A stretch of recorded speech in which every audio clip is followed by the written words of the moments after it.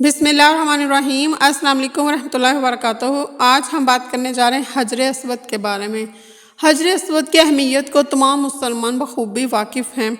हजर अरबी में पत्थर को कहा जाता है और अस्वद स्याह को, यानी हजर अस्वद काले रंग का पत्थर, स्याह रंग का पत्थर, जो कि काबा के जनूब मशरकी दीवार में नस्ब है। आज हम इसी पे बात करेंगे। ये पत्थर कहाँ से आया, कब आया और इतने साल ये पत्थर कहाँ गायब रहा। जब मुसलमान हज या उम्रा करने जाते हैं तो उनके लिए ये लाजम होता है कि तवाफ़ करते हुए हर बार हजर अस्वद को बोसा दें। अगर हजूम ज़्यादा हो तो हाथ के इशारे से भी बोसा दिया जा सकता है। इस्लामी रवायात के मुताबिक जब हज़रत आदम अलैहिस्सलाम जन्नत से ज़मीन पर तशरीफ़ लाए तो वो ये पत्थर अपने साथ लेकर आए थे, जिसे बाद में उन्होंने खाना काबा में नस्ब किया। जब तूफ़ान नूह आया तो खाना काबा को आसमान पर उठा लिया गया था, तो ये पत्थर हज़रत जिब्राइल ने कहीं छुपा दिया। और जब दोबारा हज़रत इब्राहीम और इनके बेटे हज़रत इस्माईल अलैहिस्सलाम ने खाना काबा की तामीर कर रहे थे तो हज़रत जिब्राइल ने यह पत्थर जन्नत से लाकर दिया, जिसे हज़रत इब्राहीम ने अपने हाथों से दीवार काबा में नस्ब किया। 606 ईस्वी में जब रसूलुल्लाह सल्लल्लाहु अलैहि वसल्लम की उम्र 35 साल थी तो सैलाब ने काबा की इमारत को सख्त नुकसान पहुँचाया और कुरैश ने इसकी दोबारा तामीर की। लेकिन जब हजर अस्वद रखने का मसला आया तो कबाइल में झगड़ा हो गया। हर कबीले की ये ख्वाहिश थी कि ये सादत इससे ही नसीब हो, तो रसूलुल्लाह सल्लल्लाहु अलैहि वसल्लम ने इस झगड़े को तय करने के लिए ये तरीका अख्तियार किया कि हजर अस्वद को एक चादर में रखा और तमाम सरदारान कबाइल से कहा कि वह चादर के कोने पकड़ कर उठाएं। चुनाचा सबने मिलकर चादर को उठाया और जब चादर इस मुकाम पर पहुंची जहां इसको रखा जाना था तो आप सल्लल्लाहु अलैहि वसल्लम ने अपने मुबारक हाथों से इसको दीवार काबा में नस्ब किया। हिजरी में जब हज़रत अब्दुल्ला बिन ज़ुबैर खाना काबा में पनाह गज़ीन हुए तो हज्जाज बिन यूसुफ की फ़ौज ने काबे पर मंजीकों से पत्थर बरसाए और फिर आग लगा दी, जिससे हजर अस्वद के 3 टुकड़े हो गए।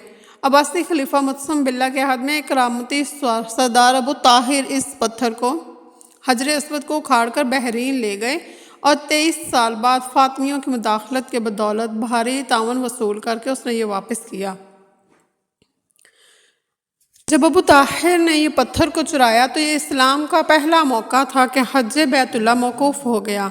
इसी अबू ताहिर करामती ने हजर अस्वद को काबा से निकाला और अपने साथ बहरीन ले गया। फिर बनु अब्बास के खलीफा मुक्तदर बिल्ला ने अबू ताहिर करामती के साथ फैसला किया और 30,000 दिनार दे दिए। तब हजर अस्वद खाना काबा को वापस किया गया। ये वापसी 339 हिजरी को हुई।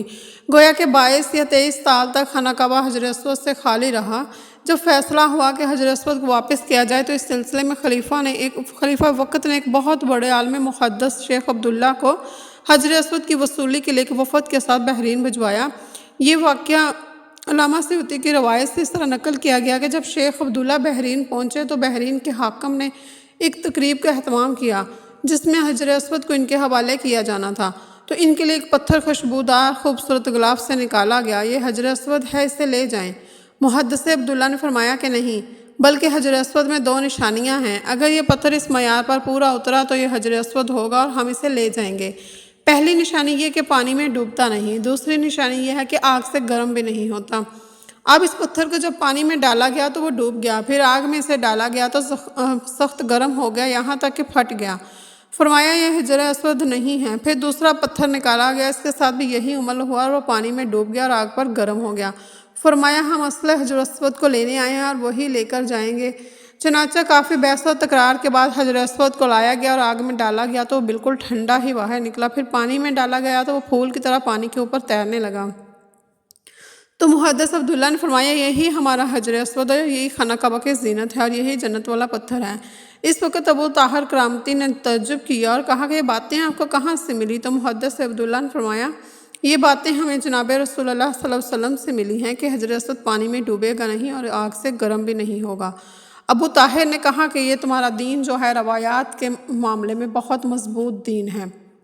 स्याह रंग में अहले बसीरत के लिए भी इबरत है कि वो अगर गुनाहगार पत्थर सफ़ेद नाजिल हुआ था और लोगों के गुनाह की वजह से स्याह हो गया। ये इबरत है वो इस तरह कि अगर गुनाह सख्त किस्म के पत्थर पर असरअंदाज हो सकते हैं, स्याह कर सकते हैं, तो दिल पर इनका असर होना ज़्यादा सख्त और शदीद होगा।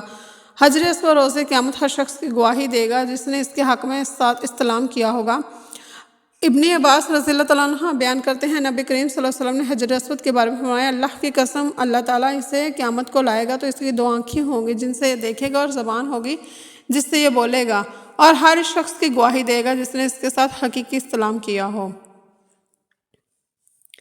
بلا شبہ حضرت محمد صلی اللہ علیہ وسلم نے فرمایا حجر اسود اور مقام ابراہیم جنت کے یقوتوں میں سے یقوت ہیں۔ مقام ابراہیم کو بھی اسلام میں یہی اہمیت حاصل، اللہ تعالیٰ نے ان 2 نور روشنی کو ختم کر دیا ہے۔ اگر اللہ تعالیٰ ان کی روشنی کو ختم نہ کرتا تو مشرق مغرب تک درمیانی حصہ ان کی روشنی سے منور ہو جاتا۔ حجر اسود کو اللہ تعالیٰ نے زمین پر جنت سے اتارا ہے۔ ابن عباس فرماتے ہیں کہ نبی کریم صلی اللہ علیہ وسلم نے فرمایا حجر اسود جنت سے نازل ہوا۔ حجر اسود ایک جنتی پتھر ہے اور مقام ابراہیم کے پتھر کو بھی یہی اہمیت حاصل ہے۔ موجودہ دور میں حجر اسود 3 بڑے ٹکڑے اور بعض چھوٹے ٹکڑوں میں محفوظ ہے۔ 1268 ہجری میں سلطان عبد الحمید نے حجر اسود کو سونے میں مار دیا تھا۔ عبداللہ بن زبیر نے حجر اسود پر چاندی چڑھوائی اور 1281 ہجری میں سلطان عبدالعزیز نے اسے دوبارہ سے چاندی میں مروایا۔